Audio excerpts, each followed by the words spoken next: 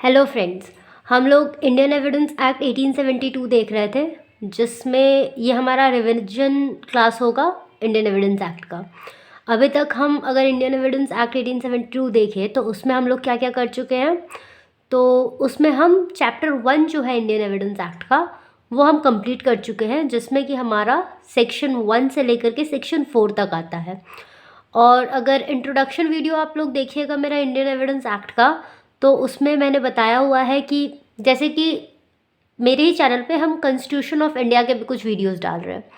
अगर आप constitution of India देखें तो वो 1949 का एक्ट है, जो कि इंडिपेंडेंस के बाद बना है। मतलब कि जो हमारा कॉन्स्टिट्यूशन है वो इंडिपेंडेंस के बाद बना है, इसलिए वो 1949 लिखा जाता है।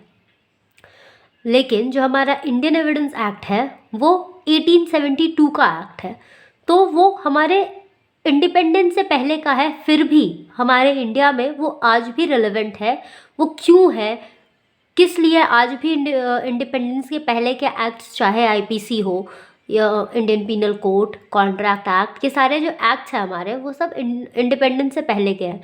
तो ये क्यों आज भी रेलेवेंट है, ये अगर आप लोग मेरा जो इंट्रोडक्शन वीडियो है इंडियन एविडेंस एक्ट का देखेंगे तो आपको पता चल जाएगा। तो उसके लिए आप लोग मेरा इंट्रोडक्शन वीडियो देखिए। वही जब हम बात करते हैं इंडियन एविडेंस एक्ट की, तो इसमें टोटल हमारे पास 167 सेक्शंस हैं, जो कि 11 चैप्टर्स में डिवाइडेड है। जो हमारा चैप्टर 1 है, जो कि हम कंप्लीट कर चुके हैं, उसमें हमारा जो सेक्शन 1 है वो बात करता है शॉर्ट टाइटल, एक्सटेंट और कमेंसमेंट के बारे में। सेक्शन 1 में हमें बताया गया है शॉर्ट टाइटल, एक्सटेंट कहाँ तक है और कब कमेंस हुआ था। डिटेल में देखने के लिए आप लोग जो मेरा सेक्शन 1 का वीडियो है वो जाके देखिए, आपको इसी चैनल पे मिल जाएगा। उसके बाद हमारा आता है सेक्शन 2, जो कि रिपील हो चुका है, जो कि हटा दिया गया है अमेंडमेंट के अंदर। जब अमेंडमेंट हुआ था हमारे इंडियन एविडेंस एक्ट में, तब सेक्शन 2 को हटा दिया गया था, तो वो हमें पढ़ने की ज़रूरत नहीं है। उसके बाद हमारा नेक्स्ट जो है वो है सेक्शन 3, जो कि है इंटरप्रिटेशन क्लॉज। तो इंटरप्रिटेशन क्लॉज के अंदर हमारे पास कई सारे वर्ड्स को हमें डिफाइन किया गया है, बताया गया है कि उन वर्ड्स को हम किस तरीके से इंटरप्रेट करेंगे जब भी वो वर्ड्स इंडियन एविडेंस एक्ट के अंदर आएंगे।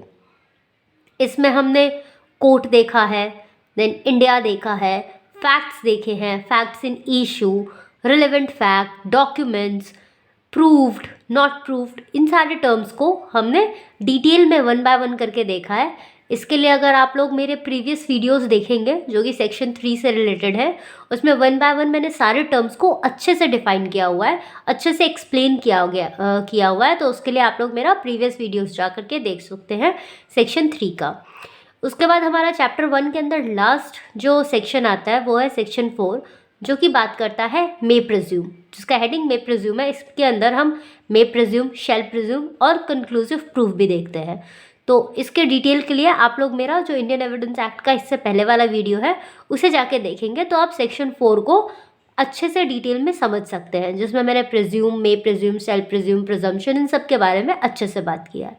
अगर आपको ये वीडियो अच्छा लगे और अगर आपको ये इंटरेस्टिंग लग रहा हो तो प्लीज़ लाइक, शेयर, सब्सक्राइब कीजिए। और अगर आपको कोई क्वेश्चन है तो प्लीज़ मेरे कमेंट बॉक्स में जाके कमेंट कर सकते हैं। Thank you.